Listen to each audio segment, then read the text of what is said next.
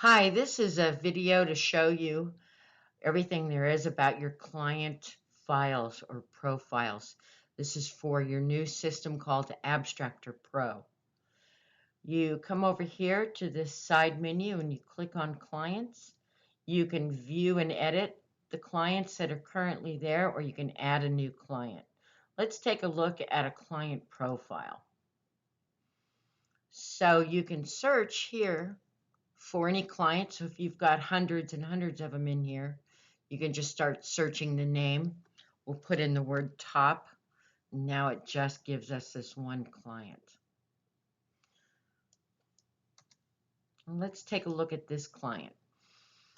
So you want to put in here all the standard information to keep on each client. If you want this client to show up as a priority client on your open orders screen, you just click that. You hit the Save Changes. Let's look at for this client in the open orders. That's what that little star means. And if you don't have that in there, there won't be a star. I mean, there are occasions you may have really good, super fantastic clients that are good paying, and you want to put them as a priority client. That's how you do it. So now it's gone. Nice and easy to do. Let's go back to that client profile.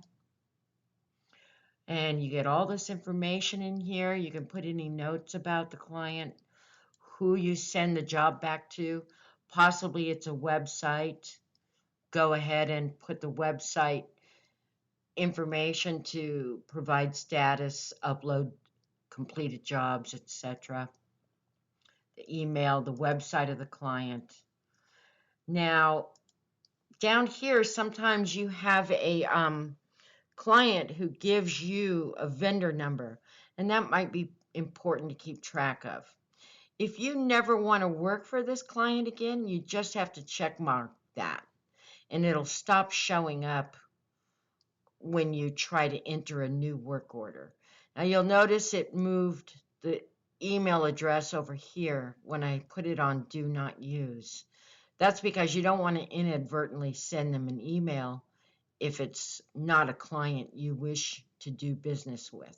But let's take them off, Do Not Use, put the email address back in there. Oops.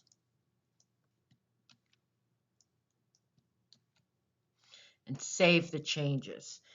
Now, depending on how you have your office organized, you may have particular employees who do specific functions. So if you want to, the person who returns all the jobs to the client, they're kind of your QC guy, and they look the whole job over to make sure it's correct. You could put that user here. And then for the person who makes sure to get the jobs back, they're kind of your whip, and they follow up with vendors and make them turn the jobs in on time. If you have an employee like that, you could put them here. We just try to make it simple: get jobs, return jobs.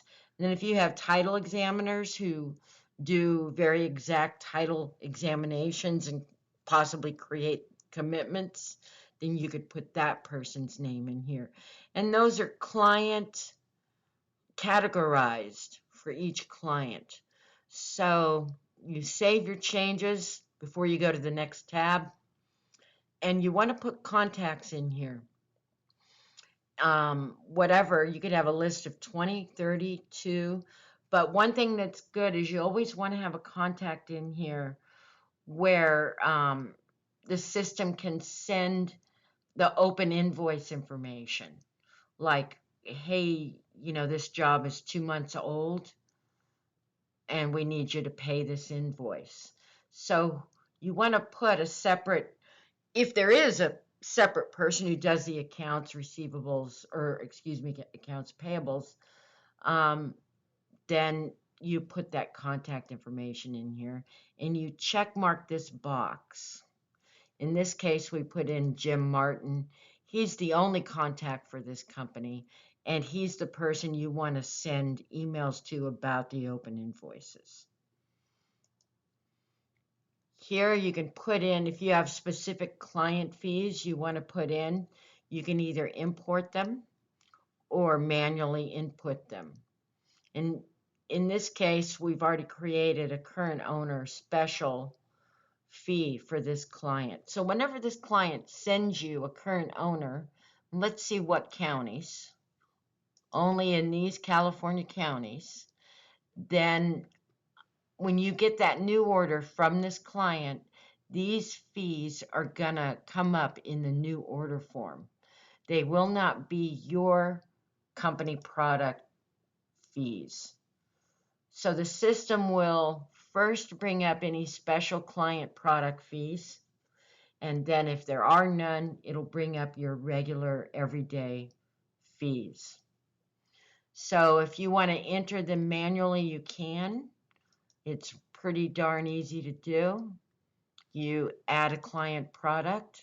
Let's say you made a deal on document retrievals with this client for $15. You put that in there, and let's say you only did that in a particular state. Let's make it Arizona. You put that in there, and you add that state. And every county in that state now has a special fee. Maybe you ordinarily charge $20 or $25. So that's how you put in your special client fees. Now here, this tab is going to show you whatever current open orders there are. It'll show you all the completed orders. And here you can upload documents. If you made out an application to this vendor, just drag and drop and then name it a miscellaneous document. And that's pretty easy. There's other how-to videos that show you how to drag and drop and name documents, but I think you'll be able to figure it out.